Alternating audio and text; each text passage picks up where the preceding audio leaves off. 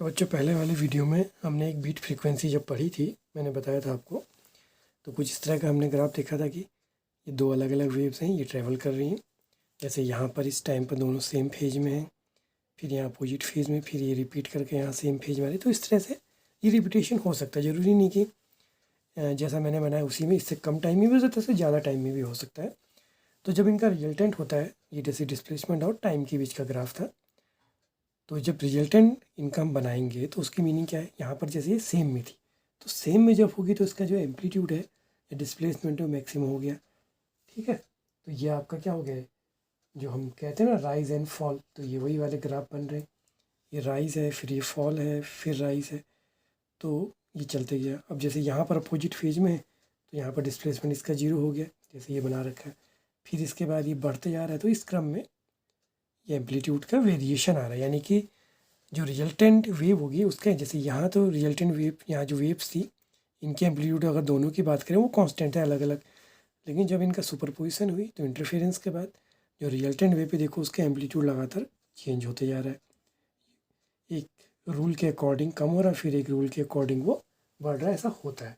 अब ये किस तरह से होता है, इसके लिए क्या कंडीशन बनेगी कि किन फ्रीक्वेंसीज़ के आधार पर ये किस तरह से रिपीट होगा, तो उसके लिए हम लोग इसके लिए एक मैथमेटिकल फार्मूला निकालेंगे जिससे हम इस टॉपिक को क्लियर करेंगे। तो अब इसको क्लियर करते हैं। जैसे मान लिया जो पहली वेव है, लेट मान लिया वो है y1 is equal to a sine 2π/n1t। हमने दोनों का एम्पलीट्यूड भी सेम मान लिया ताकि कैलकुलेशन ईजी हो जाए। तो फ्रीक्वेंसी नियरली इक्वल होनी चाहिए, ज़्यादा गैप नहीं होना चाहिए, और इसका एम्पलीट्यूड अगर इक्वल हो जाए तो बीट्स और अच्छे सुनाई देते हैं। ठीक है ना, तो दो वेव्स हैं। अब आप चाहें तो इसको इस तरह से भी मान सकते हैं, जैसे कि हमने प्रोग्रेसिव वेव में पढ़ा था कि let y1 is equal to a sine ω1t minus k x, और y2 is equal to a sine ω2t minus k x. इसमें हम दोनों को x को जीरो कर लेते हैं। हम ये मान लेते हैं कि लेट कि इनका जो स्टार्टिंग पॉइंट है जहाँ से हम इनका मान रहे हैं वहाँ पे x को हमने जीरो मान लिया। जैसे इस पॉइंट से हमने माना कि यहीं से ये प्रोसेस को हम काउंट करना शुरू करते हैं। x जीरो कर लेंगे तो ये क्या बन जाएगी, पहली वाली बन जाएगी y1 ए साइन ω1t और y2 ए साइन ω2t, और ω1 की जगह 2π/n1t, इसकी जगह पर 2π/n2t।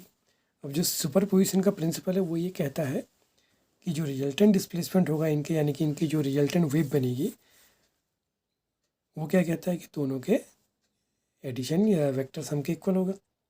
तो जो रिजल्टेंट वेव है मान लिया वो y है, वो y1 प्लस y2 के इक्वल हो जाएगी।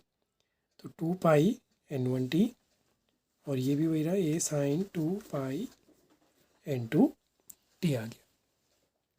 तो y इक्वल टू क्या बन गया, ए साइन, ए कॉमन आ जाता है, तो sine 2π/n1t plus sine 2π/n2t, sine C plus sine D. तो sine C plus sine D क्या हुआ, 2 साइन सी प्लस d/2, यानी कि 2π/n1t plus 2π/n2t/2, 2 sine C plus d/2 plus cos C minus d/2। ये sine C plus sine D का formula होता है। तो इस फॉर्मूले के अकॉर्डिंग अगर हम इसको थोड़ा सिंप्लीफाई कर लें तो ये 2 कैंसिल, यहाँ भी सेम वही प्रोसेस से 2 कैंसिल हो जाते हैं। तो ये रिजल्टेंट वेव बनेगी, वो क्या बन जाएगी,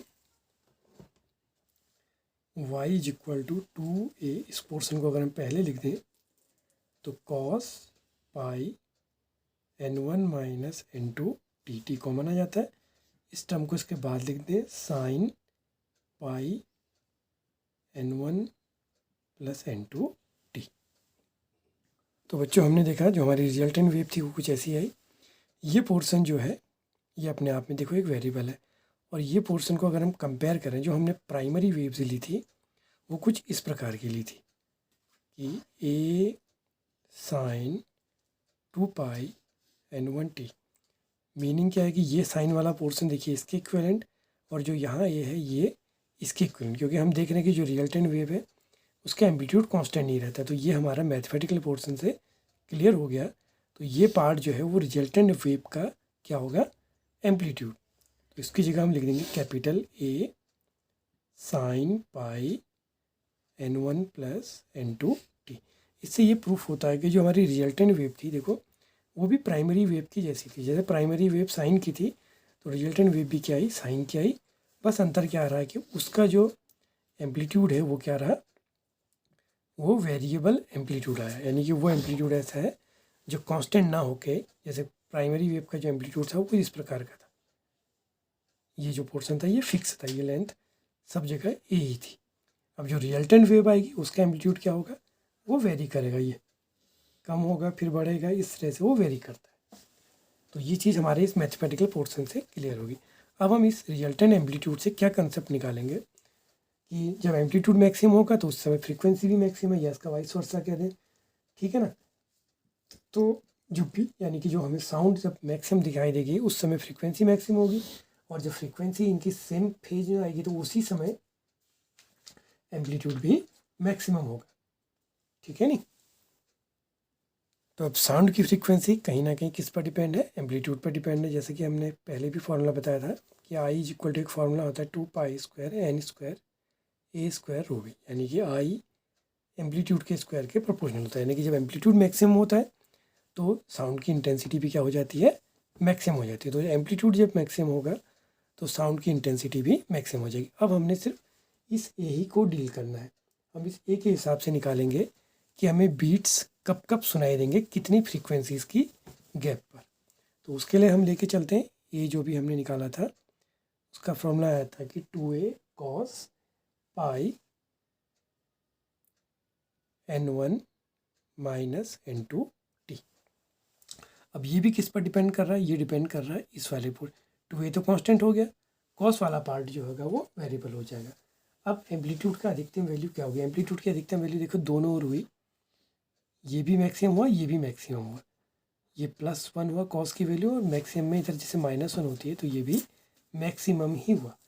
तो एम्पलीट्यूड जब मैक्सिमम होगा तो उस केस में क्या होगा, कॉस की वैल्यू कितनी हो जाएगी, 1 होगी, +-1 दोनों ही हो गए। ये भी एम्पलीट्यूड की मैक्सिमम वैल्यू होगी, ये भी एम्पलीट्यूड की मैक्सिमम वैल्यू हुई। बस ये है कि ये अपोजिट डायरेक्शन में, उससे कोई फर्क नहीं पड़ता। अब कॉस की वैल्यू मैक्सिमम +-1 क्या होती है, यह या तो 0 या पाई पर होती है। तो मीनिंग क्या है कि उस समय ये जो वैल्यू हो जाएगी इसको हम जनरलाइज करके क्या लिख सकते हैं, के पाई, यानी कि pi n1 minus n2t is equal to क्या बन जाएगा, के पाई, ये कैंसिल हो गया तो t आ गया k upon n1 minus n2। और यहाँ पर k की वैल्यू क्या चलेगी, 0 भी होगी, 1 2 3 इस तरह से चलती जाएगी।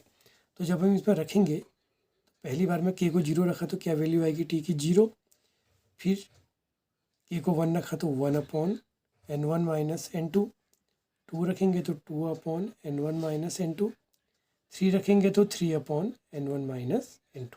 तो इस चीज़ को हम लोग नोट करे रखेंगे कि जब एम्पलीट्यूड मैक्सिमम है तो उस समय भी हम देख रहे हैं कि टाइम ये आ रहा है, इसी टाइम इंटरवल पर ये मैक्सिमम होगा। तो वो टाइम इंटरवल क्या क्या है, अगर हम इन दोनों को सब्ट्रैक्ट करें तो 1 अपॉन n1 माइनस n2, इनके बीच का भी time interval 1 upon n1 minus n2, यानी कि जो गैप आ रहा है वो आ रहा है कि 1 अपॉन n1 माइनस n2 के जो गैप है उस गैप पर जो एम्पलीट्यूड है वो क्या हो जा रहा है, मैक्सिमम हो जा रहा है, ठीक है नहीं। या हम इसको ऐसे भी समझ सकते हैं कि दो अधिकतम जो मैक्सिमा बन रहे हैं उन मैक्सिमास के बीच का मीनिंग क्या है, ये कि दो मैक्सिमास जो बन रहे हैं जैसे ये बने, इनके बीच का गैप भी कितना है, 1 अपॉन n1 माइनस n2। और या इधर देखें सेम प्रोसेस यहाँ पर भी दो मैक्सिमास के बीच का gap 1 upon n1 minus n2, यानी कि 1 अपॉन n1 माइनस n2 जो टाइम इंटरवल है उसके बाद हमें साउंड क्या सुनाई देगी, मैक्सिमम सुनाई देगी। और या इसका उल्टा भी कह सकते हैं कि हमें n1 माइनस 1 सेकेंड में कितने बीट्स सुनाई देंगे, यानी कि 1 सेकेंड में n1 माइनस n2 बार साउंड क्या होगी, मैक्सिमम होगी। या हम कह रहे हैं कि 1 सेकेंड में हमें n1 माइनस n2 बीट्स सुनाई देंगे, ये तो अभी हमें मैक्सिमा से पता चला। अब सेम प्रोसेस इसकी मिनिमा के लिए दोहराते हैं तो कॉस की मिनिमम वैल्यू होगी 0, ठीक है नहीं। तो कॉस की मिनिमम वैल्यू हो गई 0 हो जाएगी। तो वो 0 कब होती है, जब वो π/2 का मल्टीपल होता है, तो कॉस की वैल्यू 0 होती है π/2 के मल्टीपल पे 90 डिग्री के, तो ये k पाई टाइप बन गया, कैंसिल हो गया, यहाँ t रहा, तो t is equal to k/2 n1 minus n2। तो सेम प्रोसेस यहाँ पर, बस अंतर क्या होगा, k की वैल्यू है 0 से ना शुरू होकर 1 से होगी, क्योंकि 0 रखेंगे तो फिर ये मैक्सिमम हो जाएगा, तो 1 2 3। तो यहाँ भी पहले k को 1 रखेंगे तो 1/2 n1 माइनस n2, फिर 2 रखा तो 2/2 n1 माइनस n2, फिर 3 रखा तो 3/2 n1 माइनस n2। तो यहाँ का अगर हम गैप देखें तो यहाँ का गैप भी कितना आता है, जैसे यहाँ पे, अच्छा यहाँ पर सॉरी 2 रखेंगे तो ये तो बन जाएगा पाई, तो उस केस में मैक्सिमम हो जाएगा, तो ये ऑड मल्टीपल में चलेगा, 1 3 5 में 2 नहीं आएगा बल्कि यहाँ 3 आएगा, फिर 5। 2 रखेंगे तो क्या होगा, देखो 2 अगर आपने यहाँ रखा तो ये बनेगा 2π/2, यानी कि पाई का अर्थ हो गया +1 या -1, पाई में जैसे -1 होता है तो ये फिर मैक्सिमा बन गया।